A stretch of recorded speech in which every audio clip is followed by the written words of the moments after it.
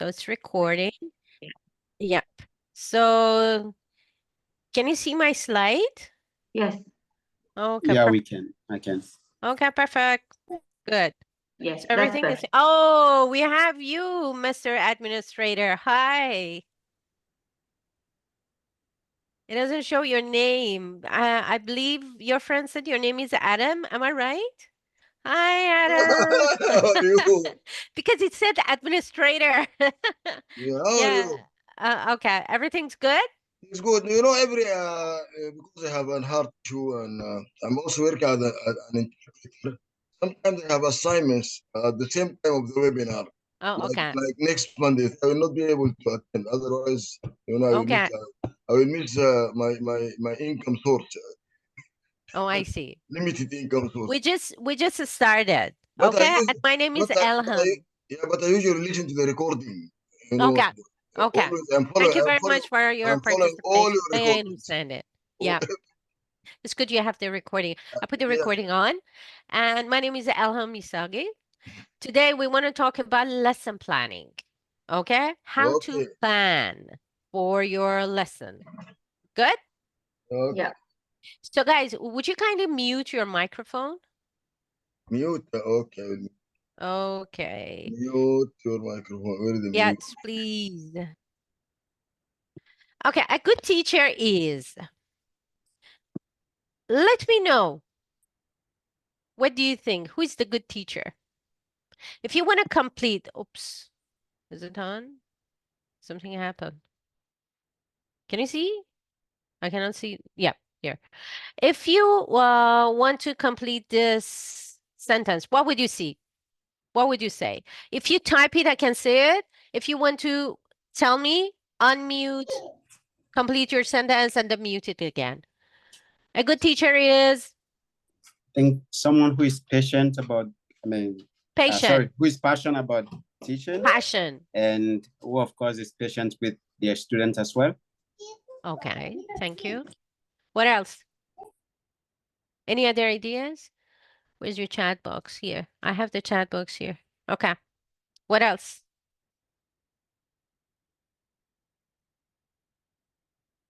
Come on. I would say a good teacher is adaptive, like someone who can cater different learner differences. Okay, nice. Can you tell me a little bit what you mean? Like we are from different backgrounds, we have different learning needs, different teaching approaches. It's appealing to different kind of students. So a good teacher will be able to cater for different learner diversity, I think. Bravo, bravo. Thank you. Thank you. Very nice. Very nice. So we can say a good teacher is motivating, inspiring, passionate, you mentioned, knowledgeable, don't you think? Up to date, study, what about the new technology in teaching these days, right? AI, like organized, well prepared, and supportive, flexible, as you said, flexible, and reflective, well prepared. One of the aspects to get prepared is before getting to the class, you plan for it. What about this term? We have two kinds of planning. Plan for the whole course, A to Z. So where is the starting, or what is the starting point? And what's the final point for this package? Like I have 10 sessions, 15 sessions, 12 sessions, 20 sessions to work with these students. And at the end, the students can do this and that. Or you plan for each session. Today, we're going to talk how to plan for each session.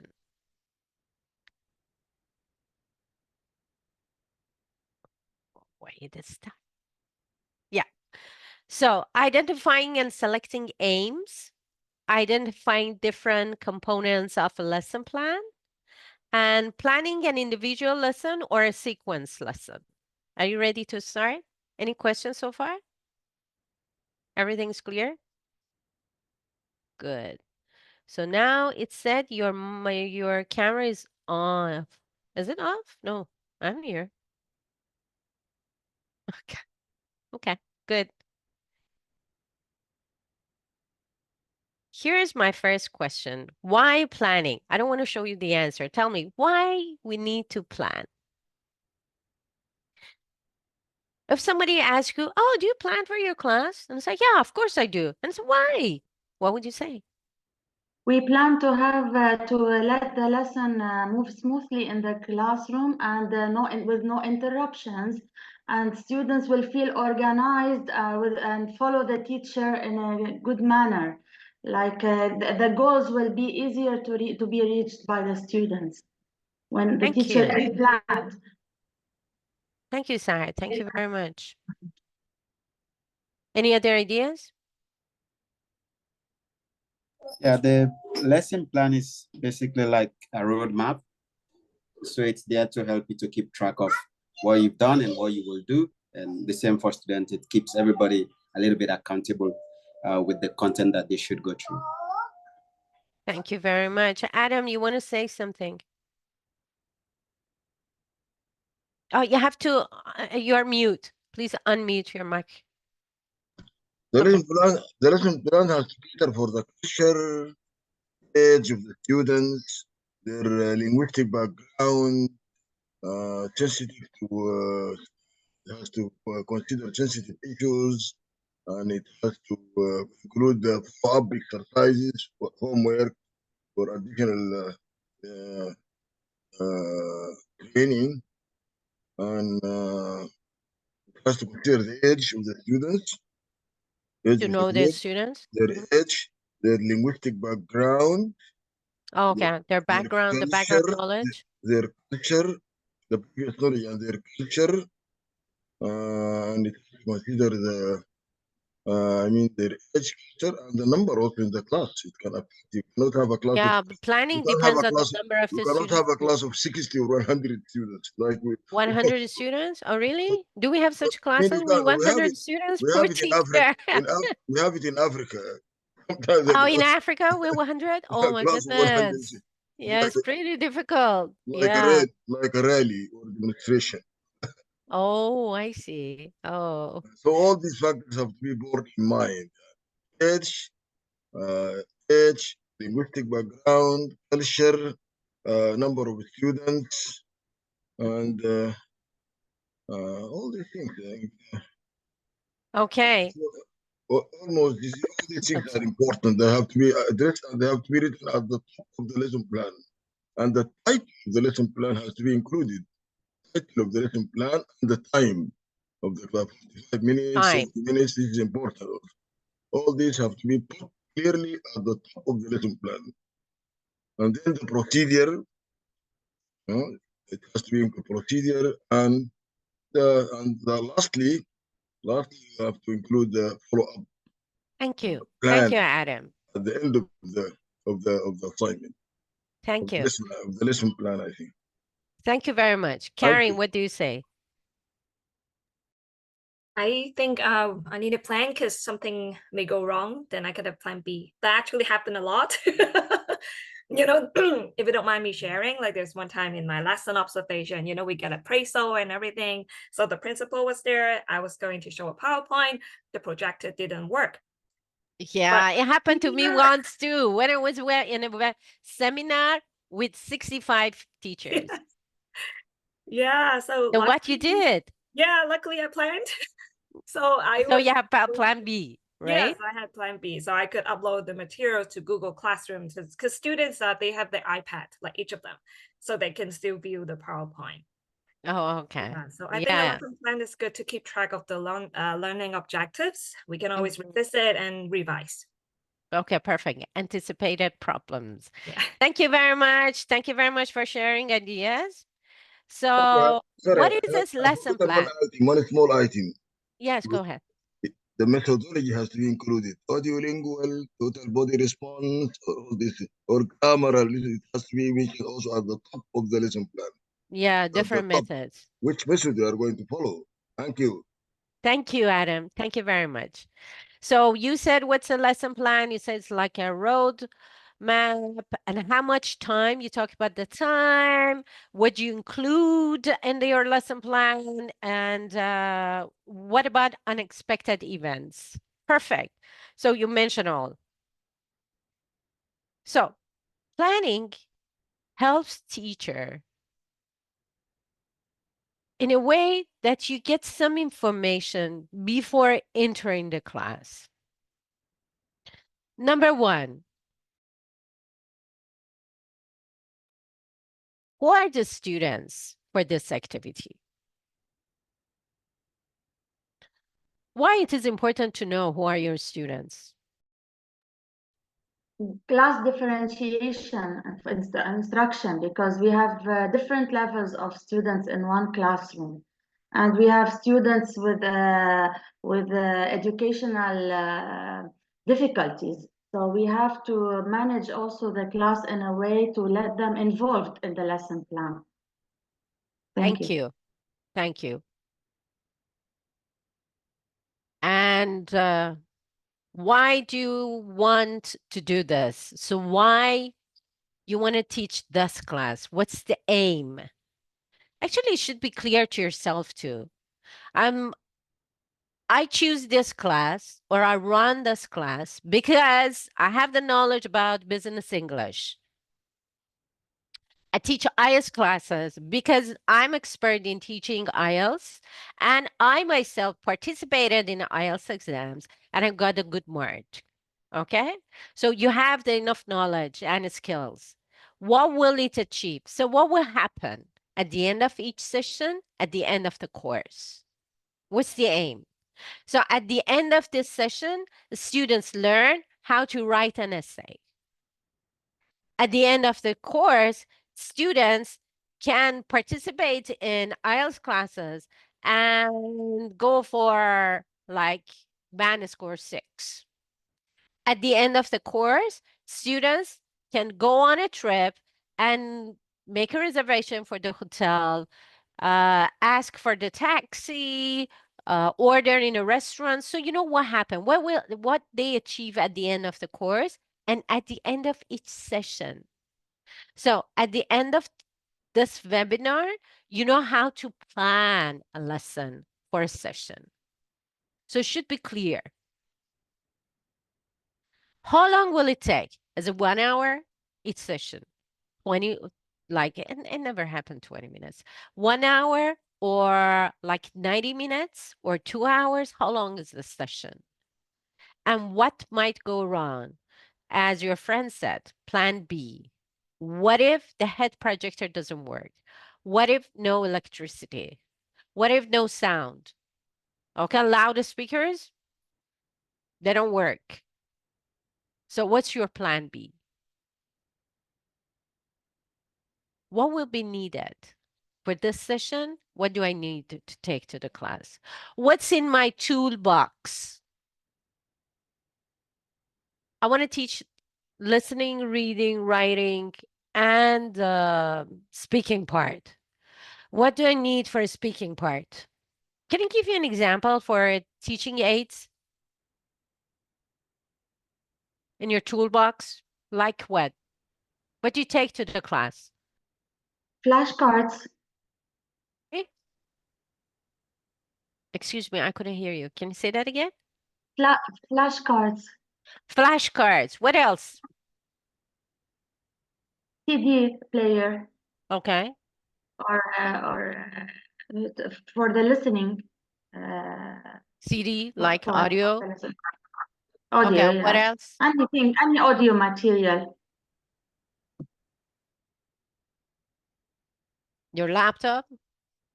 Like your laptop was, Yeah. you have to make a PowerPoint like me? Your USB. Yeah. AVA, audiovisual aids, like maybe you have Yes. to find some videos, right? Games. How does it work? So if you think of games, how does it work? In pairs? In groups?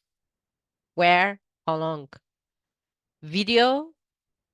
When you're gonna use the video? For which skill? Flashcards? When?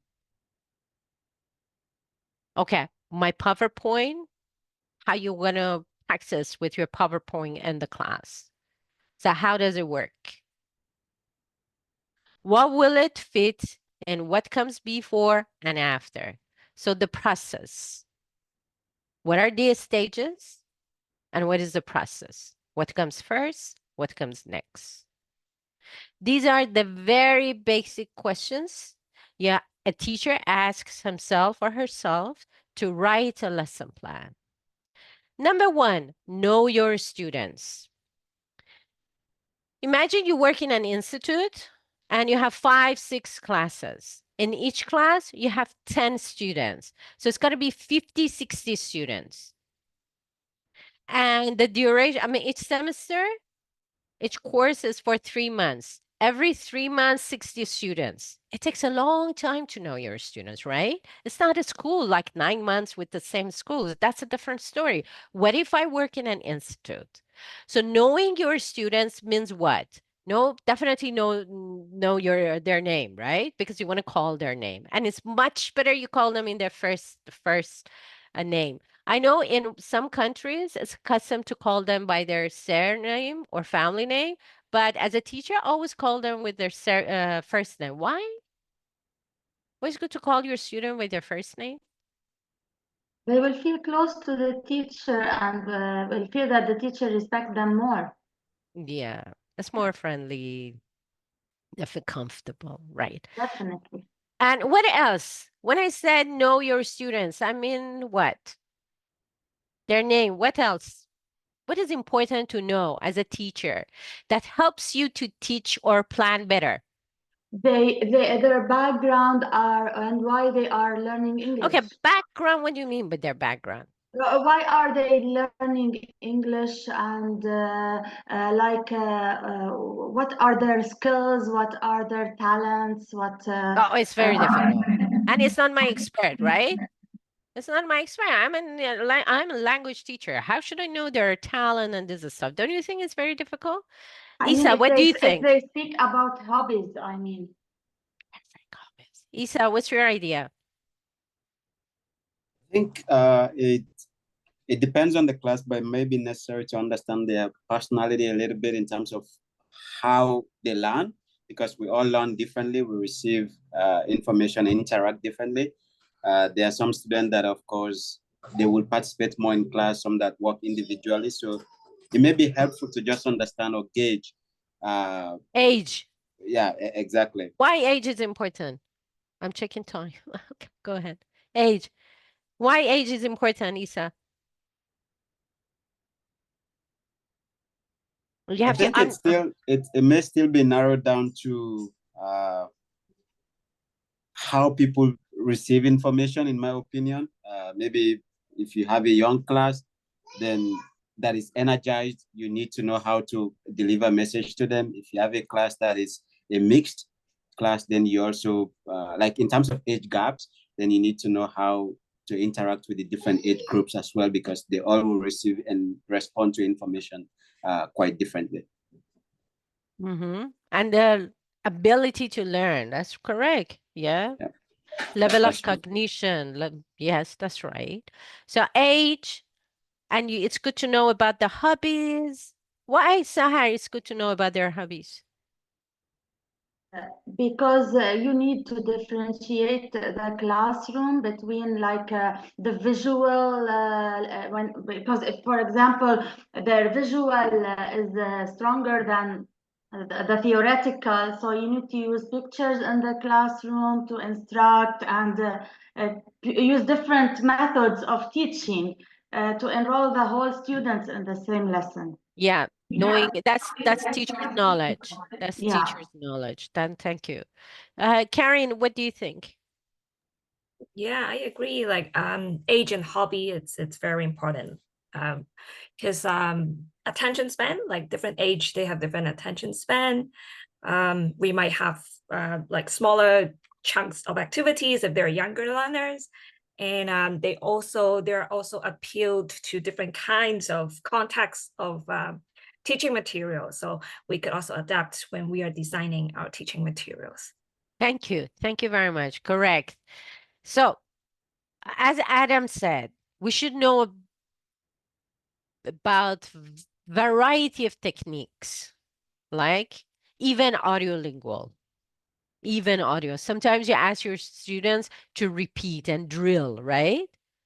He goes, she goes, we go, they go, right? That's drilling. That's audiolingual. Okay? So techniques and methodologies, that's teacher's knowledge. But it's good to know, as you said, hobbies and interests, because when you want to plan for games, when you want to plan for icebreakers, when you want to plan for warmers, when you want to start the discussion part, you focus on their hobbies and their interests. They like about soccer, you start talking about the matches, Euro football matches, or, now Latin suckers and these days is going on and what happened. So I myself, if I want to go to teens class, I always ask my son about PS5 hot games. What are hot games nowadays on PS5 or PS4? And he talks about the characters. So when I get to the class, I start talking about the characters. My students got so excited and said, "How on earth you know this?" And say, "Hey, I know what that's about." And then I encourage them to talk. And you know what happened next? And actually, I don't know anything. And I said, I cannot remember what happened next. And they start talking. You know what happened? So it's good to know about their interests. It's good to know about their hobbies. If they are into fashion, talk about fashion. And I have to study and I have to get prepared before going to the class.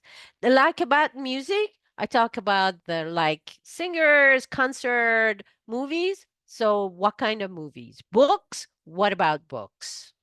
So maybe you teach the same level, but with the different groups. So you have different plans. This group, like businessmen, businesswomen, okay? So you have to talk about business, economy, even at the elementary level. Okay? Like companies. But the other class, it's elementary, but they're teens. You have to talk about music, fashion. You know what I say? So who are your students? Their age, their name number one, their age, their hobbies, their interest. And why you want to learn English, their aim. Okay? It helps you a lot to make your plan. Thank you very much. So what I find is on Jeremy Harmer's How to Teach English. That's a really good book. You know about Jeremy Harmer, right? He has wonderful books about teaching. So advantage of lesson plan, make the work regular and organized. It induces confidence. So you have a better confidence because I have plan B. So I never get stressed. Oh, now what am I gonna do? I know what to do. It saves time because when you plan, you put like 10 minutes for introduction and your when you want to for the pre-teaching task. Then you put 15 minutes for practicing in pairs, 10 minutes for checking. So you save times, you know how to control time of the class, promotes learning, and it makes conscious for the achievement of objectives. So at the end, you know what are the important objectives of your class and how can I get the feedback when you want to recap, and improves results for sure. So it's good to plan. No matter how long you have to been teaching, even for 50 years, we always have a plan when we go to the class. The good thing is when you teach longer for a longer period, you're gonna be more creative. You have more ideas because you have more experience. That's beautiful about it. There are 4 things a teacher needs to know before entering to the class and teaching a lesson. Number 1, aim of the lesson. So today, I want to work on simple present tense. But Simple present tense can be the aim of the lesson or it's a part of the lesson. It's part of the lesson. It's like a grammar part. Yeah. Perfect. It's not the whole session. It's not like 90 minutes. No, no, no, no. That's the grammar part.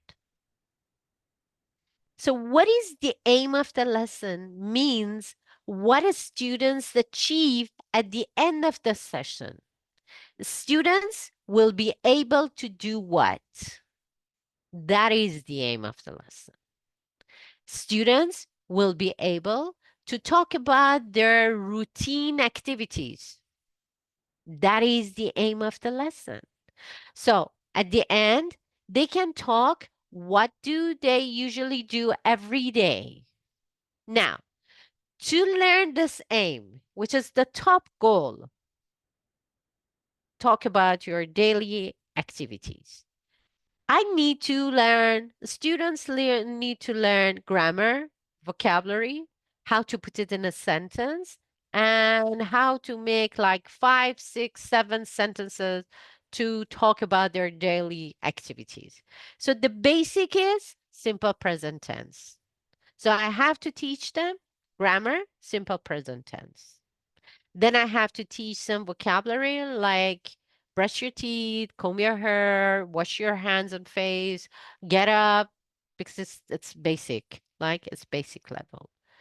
Then I have to teach them how to put sentences, single sentences in a paragraph or like a group of sentences, how to talk about like 5 or 6 sentences in 1 or 2 minutes.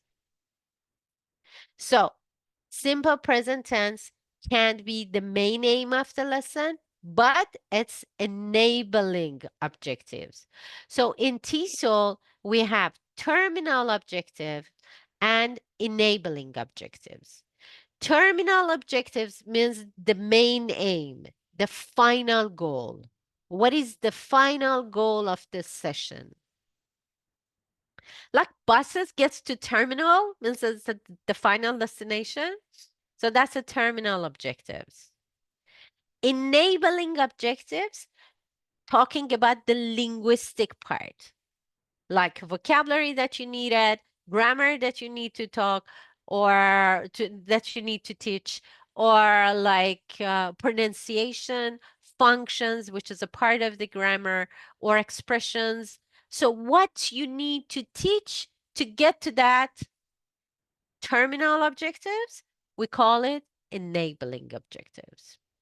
So when you start to write your lesson plan, you have to mention it vividly. What's the terminal objective of this lesson plan? And what are the enabling objectives? Okay, so far it's clear. Do you get it? What's the difference between terminal and enabling? Yep. Good.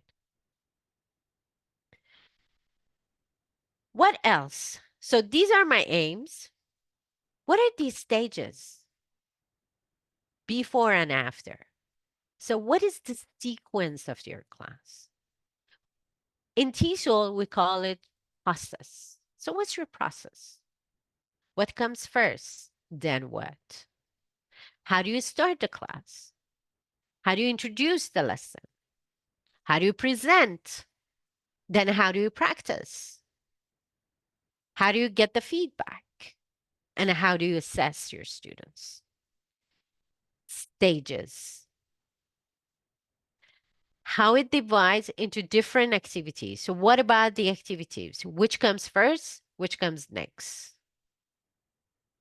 And number 4, what to do in each stage.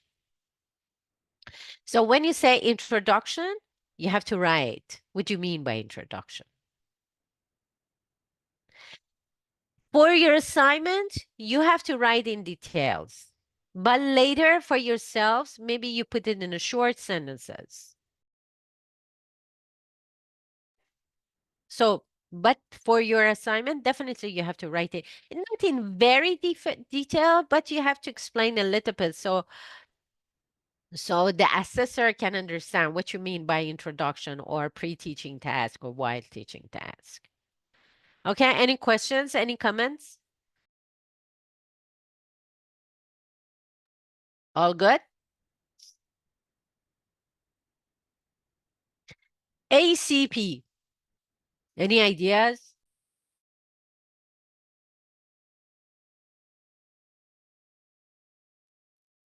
Think and let me know.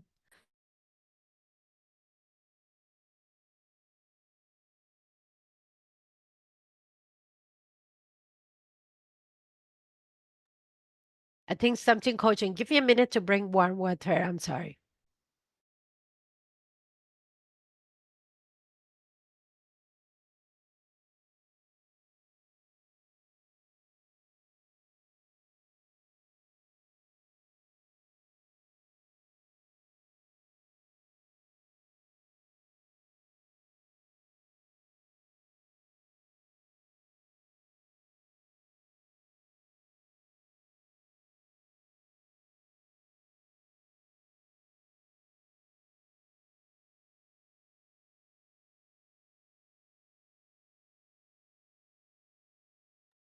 I'm sorry. I had a cold now.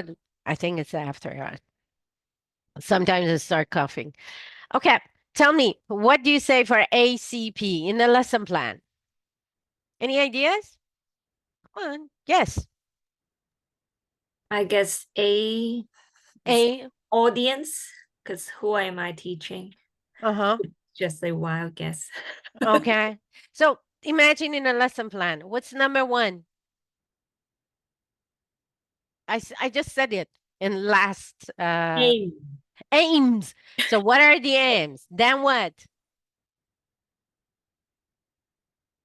What's it about? So it is content. Content. And then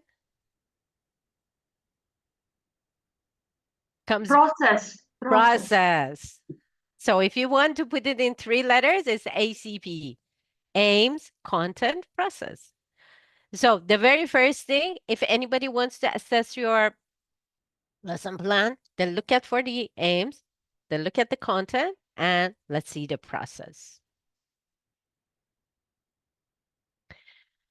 What do you think, or what's the difference between aims and assumptions? Or you know what's aims. Tell me what's assumption. Assumption, when you assume that students have a back knowledge about something. And they might have it and maybe might not. So you have to go back a little bit and reintroduce the topic if the students don't know about it. Thank you. Can you give me an example? You want an example? Yes. For example, if the teacher assumes that students learn certain vocabulary to use in the present continuous in the classroom from previous classes, and then she realizes that they don't have this vocabulary, so she has to make to prepare a new goal for the lesson to teach them the vocabulary first before going forward in her lesson. Thank you. That's correct. So what do students know and what don't know? If I want to go and teach, like I want to get to this class and I want to teach present perfect, what should the students know? Today, I was supposed, the grammar part is present perfect. I was supposed to teach present perfect. What should they know? They should know the past participles of the verbs. That's true. They should know what's present tense, what is past tense.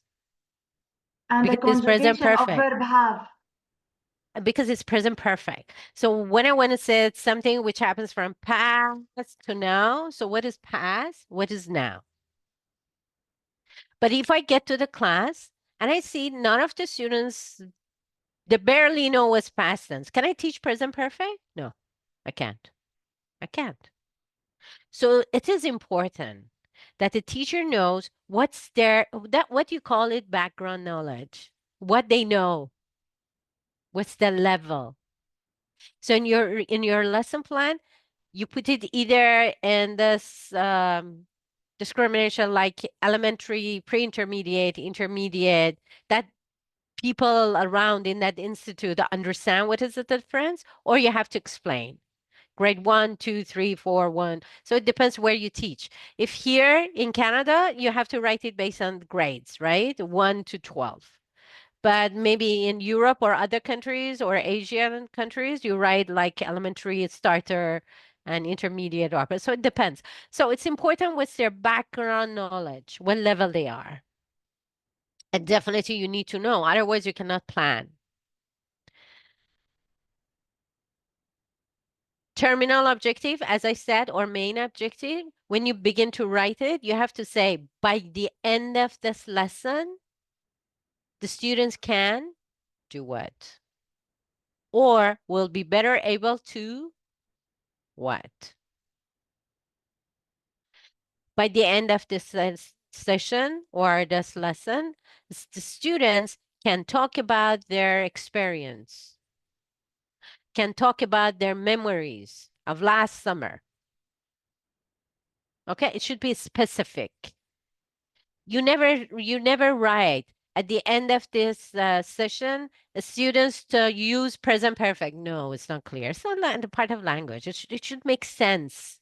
Okay, students can write emails and ask for.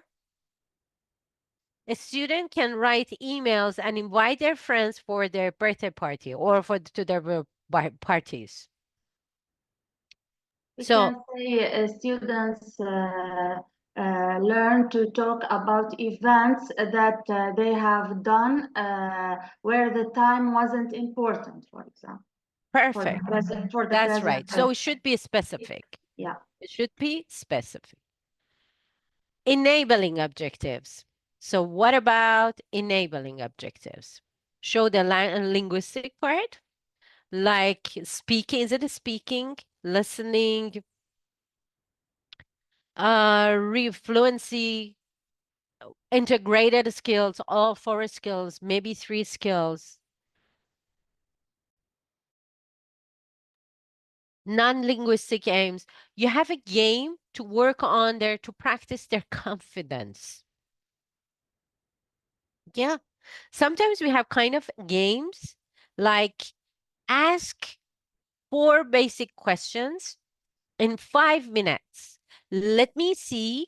Let me see how many students you can ask. Like, what's your name or what's your nickname?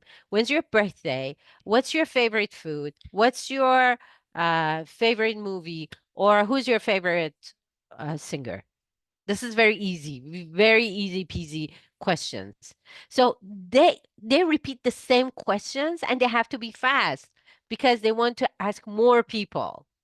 So maybe you run a game just for their confidence to use the target language. Yeah. And teacher's aim. Yeah, sometimes you start an activity because you want to see how well they have learned so far, or you want to practice which game is better. So you get feedback. You get feedback. Okay, I believe for teaching present perfect, game A works better. So enabling objectives basically help you in the process of teaching. How well you can order the process to get to that terminal. Or which vocabulary pre-teach, teach first. Or which part of grammar you need to practice more. All this comes in enabling objective. So terminal objective is the final, it's up there. But how to get there? You put it in enabling objective parts in your lesson plan.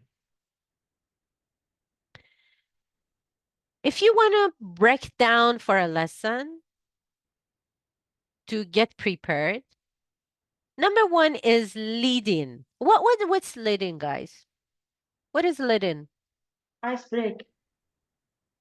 Ice breaking. Okay. Any other ideas? What's leading? Or what's the difference between leading and ice breaking? I was reading is like an introduction of that lesson's objective. It's more connected to the context that you're going to teach. Ice breaking could be something irrelevant. Mm-hmm. No, give me an example. Yeah. Like what? You mean for leading and ice Oh, breaking? for ice breaking a little. Give me an example.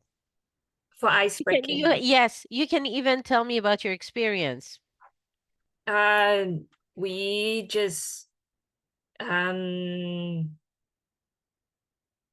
simple like a bingo card after like favorite food, destination for traveling, sort of that, and they just go around and ask students and they just write down.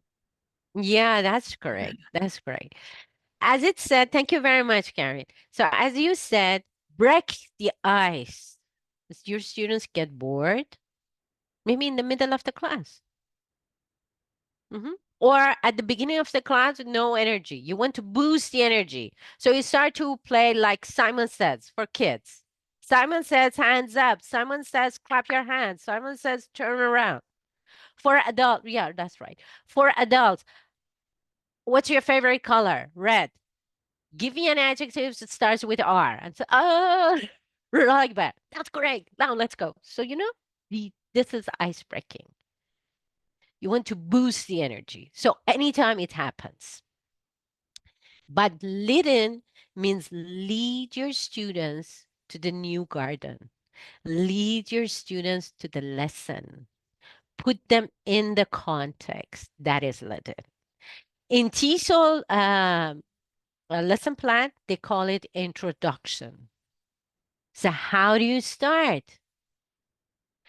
How the teacher attempts to create interest and introduce the lesson. That is lead in.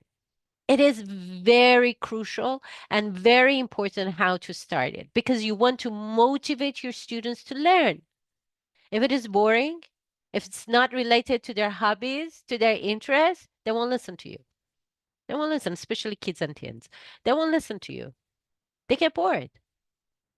But you want to motivate them, excited them to participate, improves their engagement. So I have to think, I have to get prepared. I know these students. They love old movies. So I'm going to start it this way. That is lead in. So how to put your students in the context that they start thinking about it. This stage, we call it pre-teaching activity. How you prepare your students. So in this stage, you introduce the lesson, raise their interest and motivation, and you work on some essential language. Like in this reading, there are 5 keywords. What's keywords? What's the difference between keywords and the other new words? Like there are eight new words, but only 3 of them are keywords. What's another name for keywords? Blocking words. Any ideas what's keyword or what are keywords in teaching? If there's no ideas, tell me no. I don't know. Are you thinking? Or you don't have any? Oh, yes, Isa, go ahead. No, just a big guess that it's the words that captures the main content of the class. So something that you expect them not to forget. That would bring all the other different knowledges together if they pick up those words. The new words are just maybe new content that they would learn that day in that class, maybe. Perfect. Exactly. That's it. Let me give you an example. The whole reading is about how to make a strawberry jam. How to make a strawberry jam. And there are some new words like a strawberry, jam, jar, chop, pick up, wash, pour, add. There are 8 new words. I'm not going to teach all the new words at the beginning. Number one, it's very boring. List of new words on the board, demotivating. Number two, the students should guess the meaning of some of the words in the context. So I give them this opportunity and I put them in a challenging situation to think and guess the meaning. But there are two keywords: strawberry jam. If they don't know the meaning of a strawberry, if they don't know the meaning of jam, can they understand anything from the text? Nothing. No. Because the whole text is about a strawberry jam, and I don't know what is a strawberry. What's jam? Strawberry is an animal? What is it? So I have to pre-teach the keywords. That is why I said work on some essential language. Or in another context, like intermediate level, second conditional. Who can tell me what's second and conditional? There's something special about second conditional. If I were a doctor, I would work in Ottawa Hospital. So what is special about second conditional? Something imaginative. That's right, hypothetical. So it's not real. And in this context, students will face second conditional. Before starting, I have to review. Otherwise, they think it's real, right? So you need to check the content that you want to teach and instead, what are the key points? Maybe one or two or two, three vocabulary that helps them to understand the lesson, or maybe the grammar. So you have to review the grammar. So what if you don't do that? The student won't understand anything. They try a little bit, then they give up. No engagement, no enthusiasm, and it's going to be very hard for you guys to teach because you have to explain every single sentence. And it's going to be a boring class. In my lesson plan, I mention it in introduction. I pre-teach these two vocabulary or these two words because they are the key words. Maybe there's a grammar that you need to review. Maybe, or maybe not. Well, there's something about this text or about this context that you need to mention it before asking your students to read or listen. So that is pre-activity task. Prepare your students, lead in, put them in the context, and pre-teach the essential language or a structure. Sometimes we put a picture, an image on the screen, and we let them talk about it and write That's a down setup. vocabulary they know. Perfect. Exactly, Sahar. That's a setup. Now, how do you organize the seats? How do you organize the instructions? Like put up the picture. Okay, everybody look at this picture. What can you see? What happened? And you ask some questions. Maybe you ask them to talk about the topic. Maybe you ask them, okay, I want you to look at this text and tell me this. I want you to listen to this and tell me that. Then how do you set up your classroom? How do you set up even your online classroom? When can they raise hand and talk? Are you going to put them in breakout rooms? Give them time to look at it? Give them time to watch the video? Or no, everybody's in the class in the main hall. How? How do students do the activity? Are you going to monitor them? Or are you going to be silent, vanish? Let them monitor each other. Each group monitor the other group. How? And then how you recap. It's important that you give time to your students. You allocate fixed time, but it should be logical. Like for this activity, you have 7 minutes. Then after 5 minutes, and said, okay, everybody, you only have 2 minutes. Give time warnings. So they have to wrap up everything.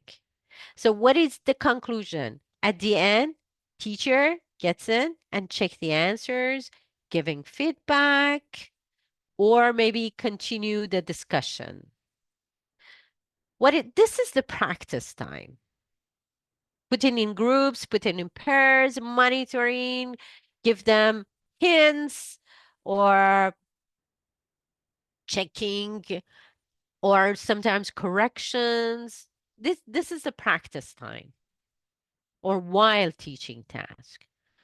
What's next? So I put them in the context. I introduce my lesson. There are different activities that I go through it. I check them. They practice with each other. Now it's closed and everything is done. But it's important. They learn it and they can practice it. But can they use it in their real life? This is post activity stage. We learn many things at school, but how much can we use it in our real life?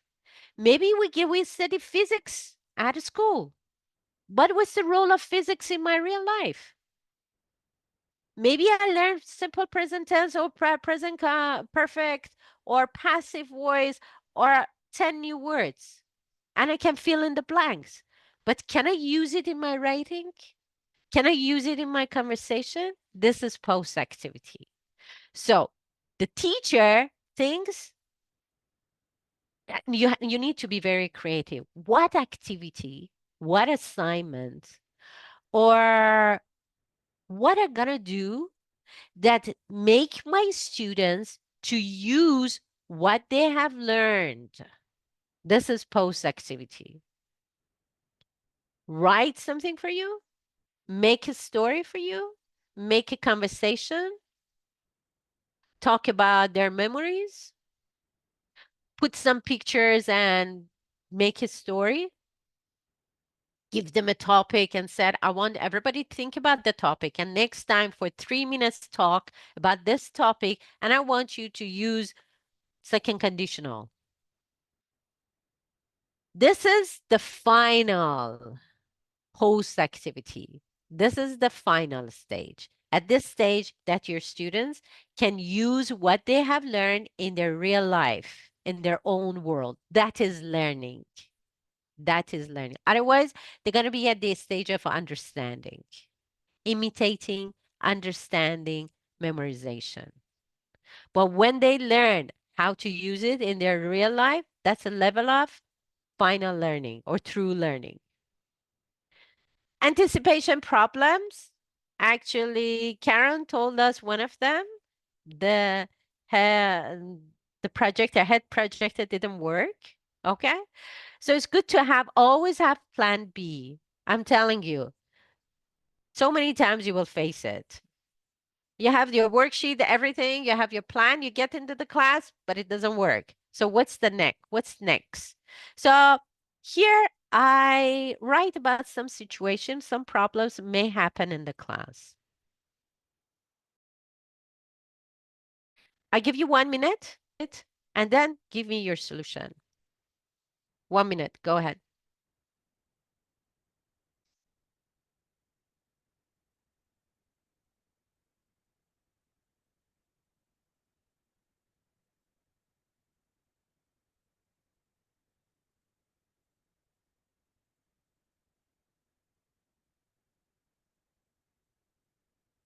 The last one we can't read.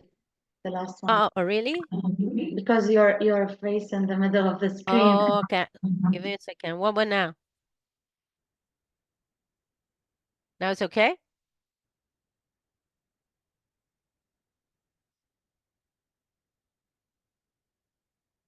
Read the last one, please. Can you read it? Students might get confused with the use of although and however. I see. It's similar to paying.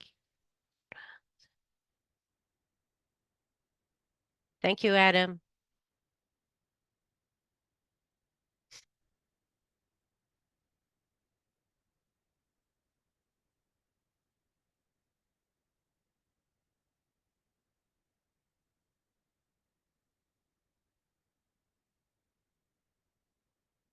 When you're ready, let me know.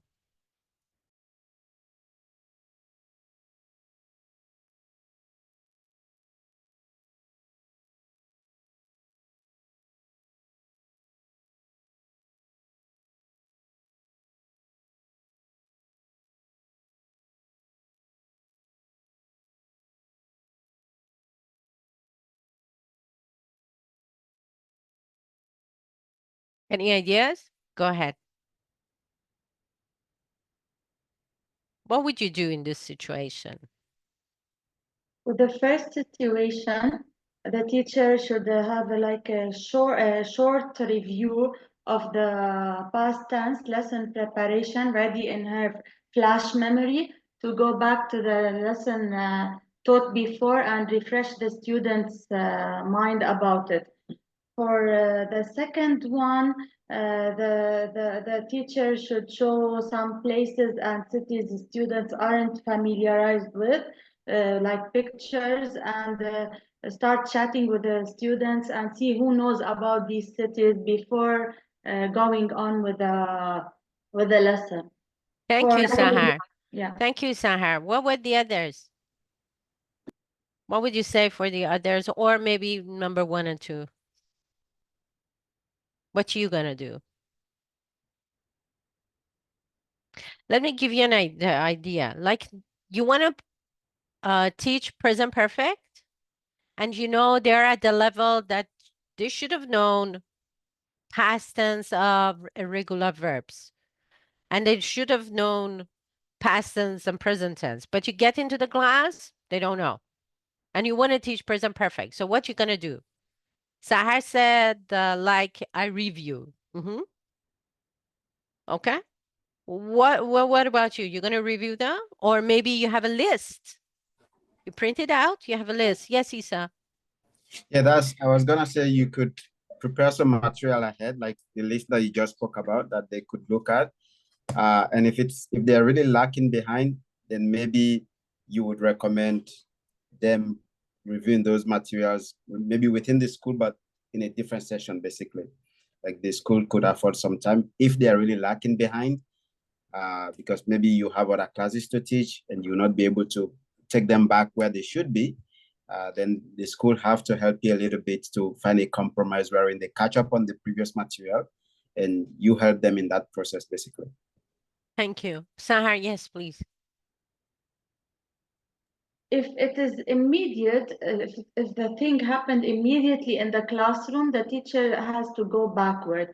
But if she anticipated that before, the teacher can teach a flipped classroom, like give them something to read about before the lesson starts, and then the students will get prepared. Perfect. I would do that. I would do that. Before going to the class, I email irregular verbs, list of irregular verbs to all of the students. Yeah, I would do that. Thank you. Very good ideas. Very good ideas. What about the reading text is about like Peru, and there are different places in Peru or dishes or local dishes, and students, they live like in another part of the world, Australia. They have no ideas where the Peru is. So they won't understand anything about the reading. What would you do?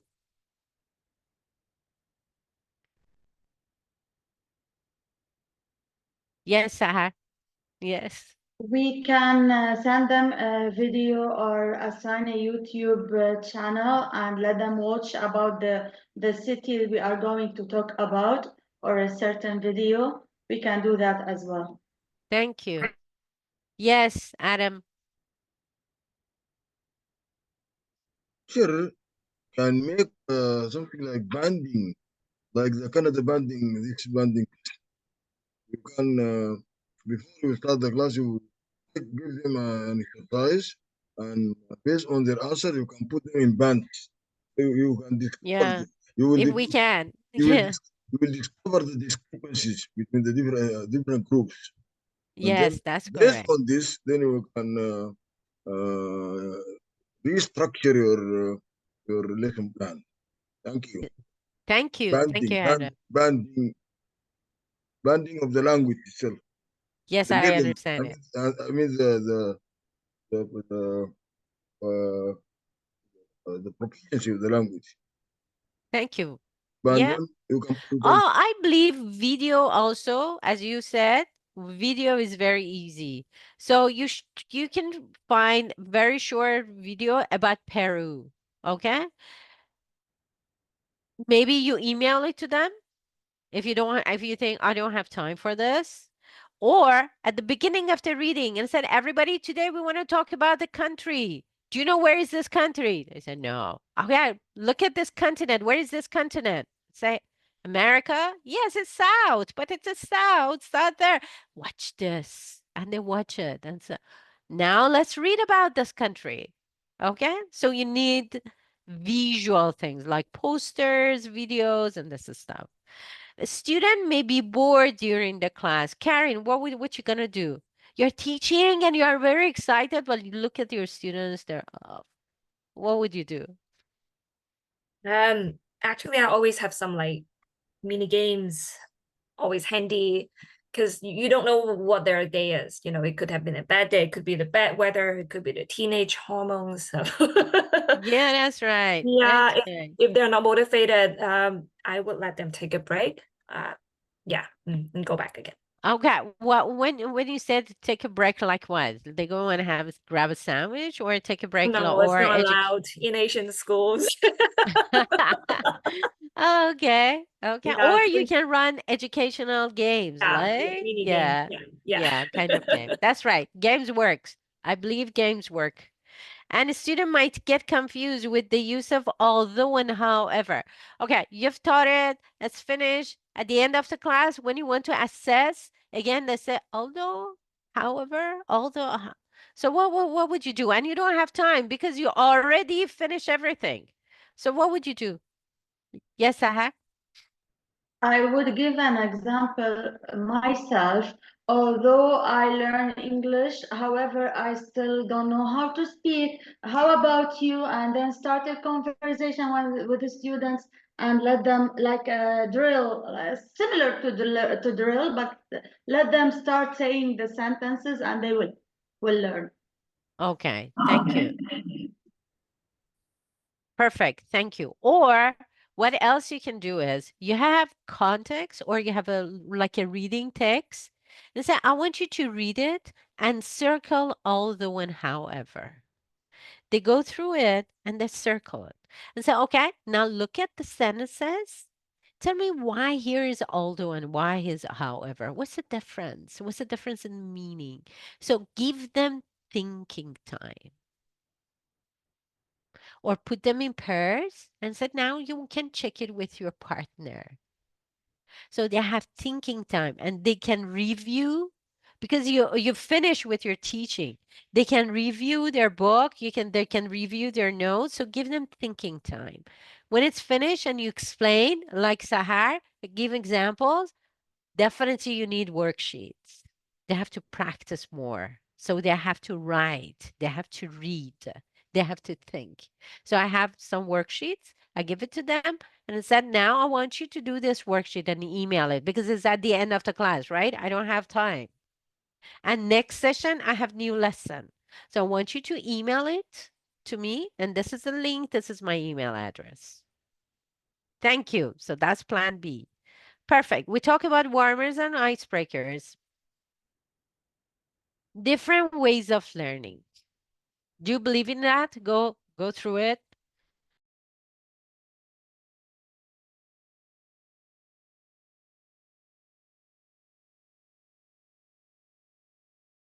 Sometimes comes up, I don't know why. How do you learn something new? How do you learn something new? What you do when you want to learn something? We have to use the four educational processes. I mean, we have to use the listening, the visual, the speaking, What's your way? What's your best way to learn? my best way of Uh-huh. learning Uh-huh. is combining visual and audio Okay, you have to listen to it and you have to see and it. to see it. Yes. Oh, okay. What about the others? How do you learn, guys? Yeah, for me, it would be the same visual. And then I would prefer to read myself if it's text, read Okay. it, and then of course visually see some of the pictures as well. Sorry. Thank you, Karen. Honestly, for me, it depends what I'm learning. Uh-huh. For TESOL like this, it will be visual reading, writing, and auditory learning as So well. it depends. Yeah, It depends. yeah. Yes, that's true. That's true. I'm 95% a visual learner. When my children come and ask me the questions, I can hear them. Clearly, I can hear them. But I say, can I look at it? And they read it again. But I cannot find the answer. And I said, no, I need to look at it. See? So that happens to your students too. Some of them are visual learners. They have to see. So you need posters. You need flashcards. You need PowerPoint. You need videos. And they have to read. You need worksheets. They need to take notes. I remember at the time I went to school, I had a teacher and she always said, everybody look at me, no pen, all pens on your desk. God, I need to take notes, but then I wouldn't understand it. And she got mad if you take your pen. Can you imagine? But some people needs to take notes. This is the way they learn. You have to explain to them. They need to hear it. They have to talk about it with the partner. So you have to put them in groups. You have to put them in pairs. They want to stand up and talk about it. So teacher, you mean? And they repeat the same thing. But some, they need to be silent with themselves. They need thinking time. But how do you know which one of your student is visual, which one of your students is auditory, which one of your students is kinesthetic? Kinesthetic means hands in. They need to act. So they are very good in role playing. Okay? They're very good in role playing because they need to act. They learn why they are participating in educational games. That's the time they learn it because they are kinesthetic learners. But how do you know? It is very difficult. That's why I always said you have your toolbox. What is my toolbox as a teacher? I have something for visual learners. I have something for auditory learners. I have worksheet for reading and writing learners. I have games for kinesthetic learners. I assign group working and pair working for the ones that they want to talk about it, consult, and communicate. We have thinking time, silent time. Okay, 3 minutes. I want everybody be silent. Shh, no talking. Go through the text again because they need thinking time. I give them time to talk about it. Okay, any ideas? Do you want to talk about that? Someone will say, yes, I want to talk about it. I give them time. So consider all learners, all learners. When you plan, so what you're going to do for your visual learners, what you have for auditory learners, what you have for kinesthetic learners. What about reading and writing? Good? Clear so far? Guys, any questions? Nope. Okay. So I want to write my lesson plan. Who are my learners? What do they enjoy? What are their long-term objectives? What happened at the end of the course?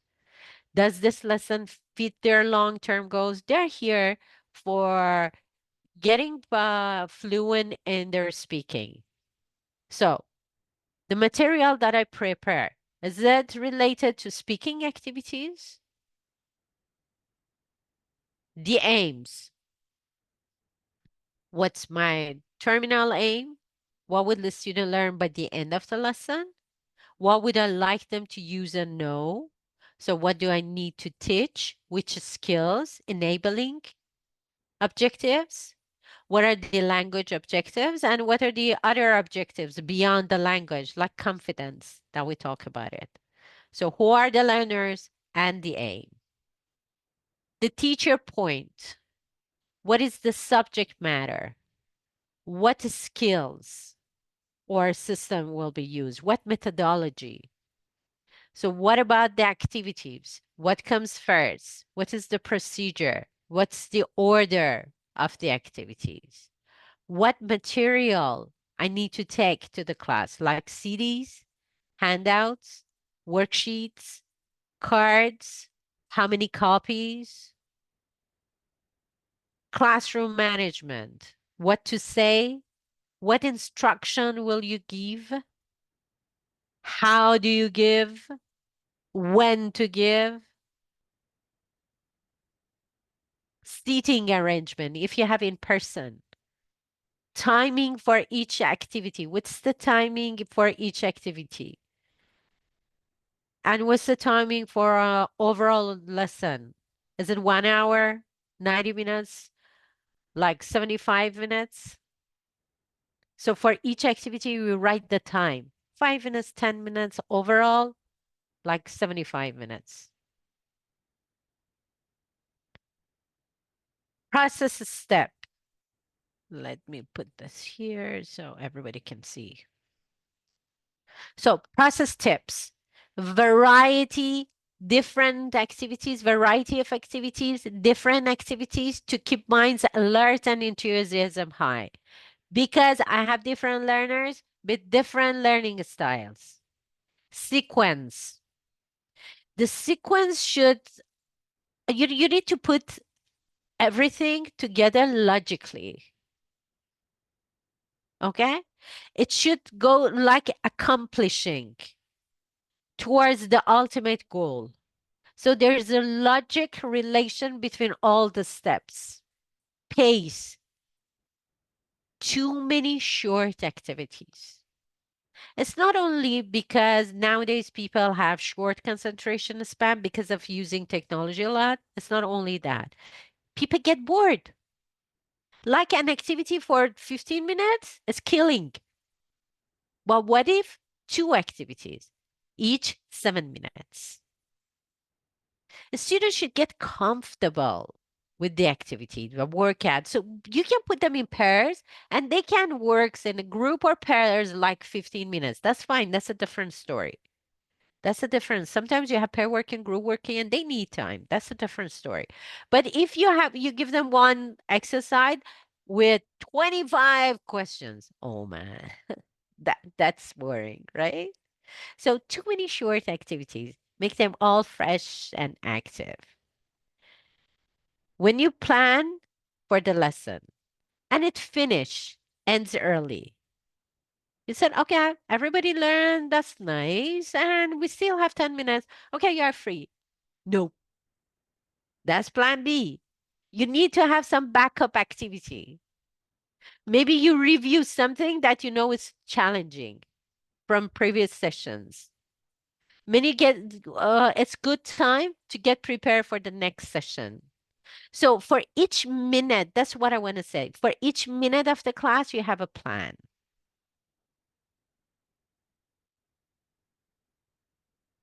Why it's not coming up? Here. Okay. Use different techniques. Don't teach like reading skills always the same. No, use different techniques. Be creative. If you are creative, your student will be creative. And in your online classes, use small groups like breakout groups, pair groups, group working activities. When you put students in pairs and group, they feel more comfortable and you give them a chance to review what you've already told them. So have lots of pair working and group working, and you have to mention it in your lesson plan. So a good lesson plan, oops, give me a second. I need to move this sometimes, right? Because I want to see you at the meantime, it comes in front of the slide. So a good lesson plan is relevant to your goal, includes different types of activities, as simple as possible. So if you want to go to the class with your lesson plan, but something happened and it said, okay, Sahar, I have to leave house, but I emailed you my lesson plan. So it should be as simple that Sahar can follow all the steps. So when the assessors see your lesson plan or want to assess your lesson plan, he or she can understand the steps. So it should be simple, clear, and easy to follow. And it's divided to 2 parts. What are the 2 parts? Background and procedure. So here, this is the sample. The background. What is the title of the lesson? How many students? Is it for 100 students or for 5 students? Or maybe it's a private class, like for 1 student. Number of the students, level of your student, which grade they are. 5, 10, elementary, beginner, intermediate, professional, average age of the students. And we know why they are all important. Children. Okay, for children, you have to say what age. I'm sorry. 8 to 9 or 11 to 12 or maybe 5 to 7. This is important because the cognition is different. The level of cognition is different between kids. But you can write teenagers. Everybody understands teenagers like between 12 to 16, 17. Or adults or young students. Even you can mention it housewives or businessmen or seniors. You know, for adults, you don't need to write the age, exact age, no. So average age of the student professions and interests. That's what we say. Okay, we talk about it. That's important to know because your lesson plan gonna be more engaging for students. Students' first language, as Isa said, sometimes it's good to know their cultural background. What's their first language? Everybody here speaks like Spanish. So you know that's their first language. Sometimes when you want to teach them like pronunciation, you can give them example. Like sound at the beginning some of the words in English, like students, smart, they don't have it in the Spanish. There's no sound at the beginning. It's always S. So that's why they say S students, Eskimo. So you know this problem? You say, okay, everybody, this word is different. It's student. You practice. Because you know their first language is Spanish and it doesn't exist in their language. So it's good to know. Time, the overall time of the whole session, and environment. Is it online? Is it in school? Is it in the institute? Is it outdoor class? Is it private class? Because it's going to be different, yeah? The game's going to be different. Activity is going to be different. This is the background. And the material you use, what the material you use, what's the terminal objective of this session? What the students will be learn at the end of the session? The student will learn what? What they are be able to. They will be able to do what? Okay? That's terminal and enabling objectives. To get to that terminal, what skills you're going to teach, you're going to practice, what are the new words, what about the grammar, functions, pronunciation, what you're going to do, how you help your students from this step, from this point, get to the terminal. How? Enabling objectives. Then process starts. Introduction. How do you start your class? How do you put your students in the context? What's your lead-in? How do you start? Then you talk about your activity process. How I prepare for this part, how I practice. I consider all the learners for visual, for auditory, for kinesthetic. Everybody, I consider everybody. Then this is the way I practice. This is the way I check. This is the way I get feedback and I assess my student. It comes in the process. You have to attach Your worksheet, quizzes, word lists, videos, whatever you have to attach it to the lesson plan. And what's the assignment? Assignment is very important. What you learn in the class, you need to practice at home. If you need students learning 100% learn, but they won't practice at home, next time that they come to the class, they forget more than 40%. So what's your assignment? How your students can practice at home. That's your whole lesson plan. At the beginning, it maybe takes like 5-6 hours or maybe 7-8 hours to write. But then after a while, it will take much less, like 1 or 2 hours. But it takes time because you always think about anticipated problems too. So if it doesn't work, this is my plan B. Okay, guys, so far, any questions? Is that clear? Good. Okay, that's all. Thank you, everybody. This is my email address, by the way. If you have any further questions, you can email me and ask me. That's my email address. Let me stop sharing.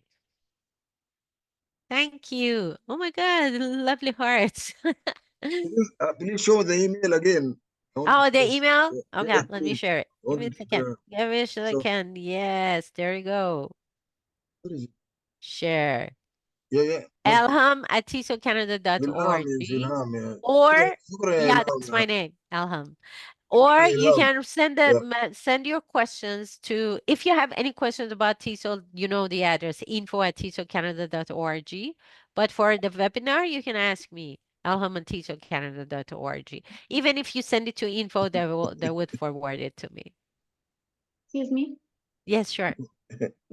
Before we used to prepare the lesson plan, as you were saying, we have a not worksheet, I mean a lesson plan printed out. But later on, like in my teaching classes, I use the interactive board. So, and the